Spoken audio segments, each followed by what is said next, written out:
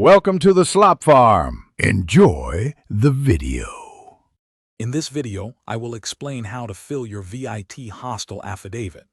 This document is a crucial part of your admission process, ensuring a smooth transition into your new accommodation. We'll go over the essential steps, from understanding its purpose to gathering all the required information. My goal is to make this process as clear and straightforward as possible, so you can focus on preparing for your exciting new chapter at VIT. Let's get started and ensure everything is filled out correctly and efficiently. Before you begin filling out the affidavit, it's vital to have all your documents and information organized. You'll need your VIT admission letter, a valid form of identification, and details for your parent or guardian. If you've already been assigned a hostel room and block, make sure to have those details handy.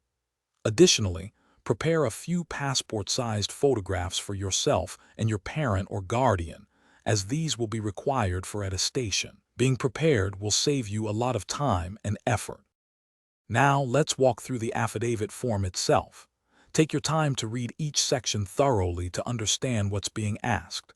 Begin by accurately filling in your personal details, such as your full name, the course you'll be studying, and your registration number.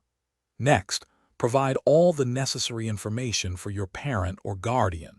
Remember to declare your understanding and agreement to the hostel's rules and regulations.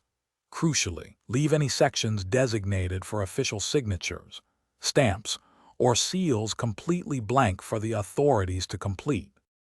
Once you've filled out all your details, the next critical step is to get the affidavit attested.